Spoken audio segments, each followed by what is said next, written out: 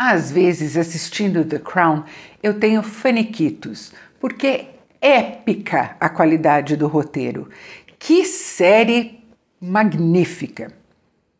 Tem sido assim desde a primeira temporada, mas agora na quarta eu diria que o criador e roteirista da série, o Peter Morgan, enfrenta um desafio maior do que em todas as 3 temporadas anteriores.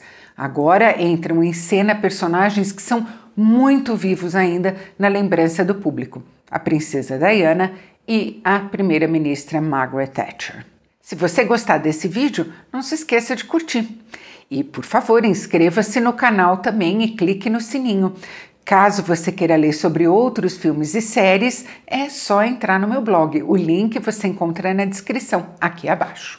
O Peter Morgan não só tem um talento superlativo para escalar atores, como ele tem a capacidade de resumir 10 anos de história através de um ou outro evento que ele pinça com o maior cuidado. Vejamos, aqui ele cobre todo o período de 1979, quando a Thatcher foi eleita primeira-ministra pelo Partido Conservador, até o final da década de 80. É muita história, é uma década muito cheia de acontecimentos na Inglaterra, transformadora, decisiva mesmo para a história inglesa. Como escolher, dentre tudo o que aconteceu, o que pode ser mais representativo? Pode deixar por conta dele, ele sabe como ele faz. A gente tem aqui um atentado do IRA, logo no primeiro episódio. O IRA, o Exército Republicano Irlandês, aterrorizou a Inglaterra e a própria Irlanda com os seus atentados durante todo esse período.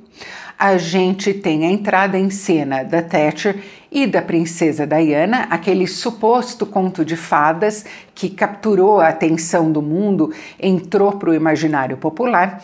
A gente tem um episódio que seria uma nota de rodapé da história, mas que ele transforma em talvez aquele que seja o melhor episódio de toda essa quarta temporada, que é a invasão dos aposentos da rainha por um sujeito desempregado e aparentemente meio desequilibrado. Como o cara conseguiu entrar em Buckingham até hoje é uma vergonha, ninguém sabe explicar muito bem.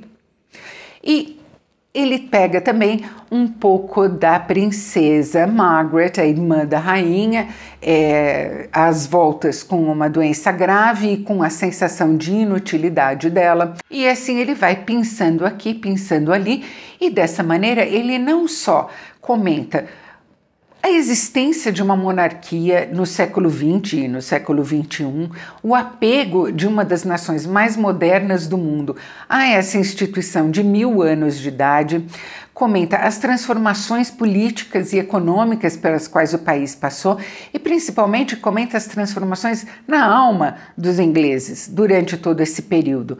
É magistral. Sobre o elenco, o que mais eu posso dizer que já não tenha sido dito? Olivia Colman como a Rainha Elizabeth, Tobias Menzies como o Príncipe Philip, Helena Bonham Carter como a Princesa Margaret, Josh O'Connor como o Príncipe Charles, que partiu meu coração na temporada anterior e nesta aqui provocou sentimentos bem diferentes daqueles.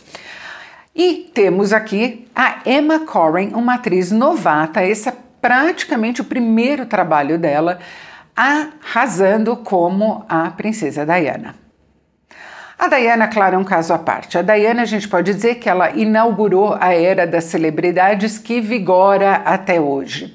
Ela causou um frenesi de mídia desde o primeiro instante em que se ligou a figura dela à do Príncipe Charles, nos boatos que começaram a circular e os câmeras todos foram para frente da casa dela. Foi um caso de paixão fulminante entre ela e o mundo.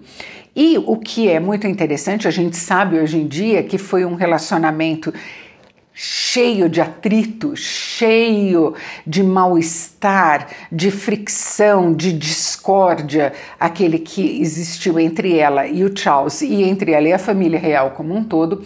Mas naquela época em que todo mundo achava ainda que era uma coisa linda que estava acontecendo, aquele casamento real, os bebês nascendo, a gente vê toda essa fricção pelo lado de dentro, por entre 4 paredes. A Diana era uma figura de um carisma inexplicável, intenso, imediato e, como eu disse, fulminante. E a Emma Corrin consegue reproduzir isso, eu diria que às vezes até bem demais, porque ela imita tão bem os trejeitos da Diana, aquela viradinha de lado, assim, que a Diana era especialista ainda e que derretia o coração de todo mundo, que chega a ficar um pouquinho forçado.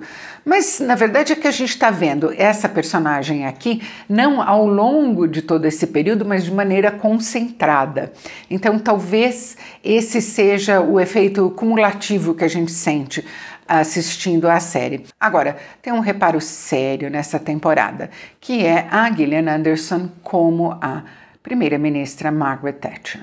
Durante toda essa década, a Thatcher esteve todos os dias no noticiário.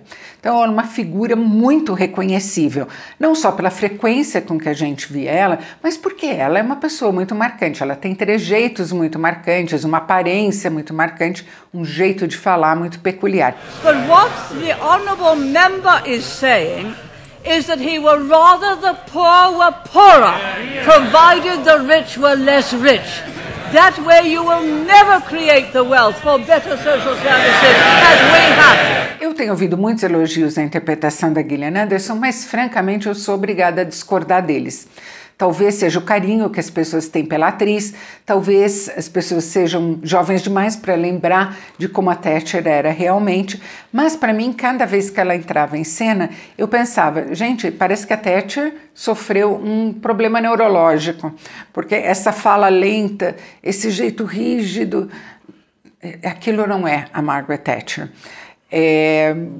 É uma pena, é realmente uma pena, porque é muito grande e muito importante a participação dela na série. Ainda assim, apesar da importância da personagem e da dissonância que a atriz criou em mim, eu sou obrigada a dizer mais uma vez, que série espetacular, que temporada brilhante.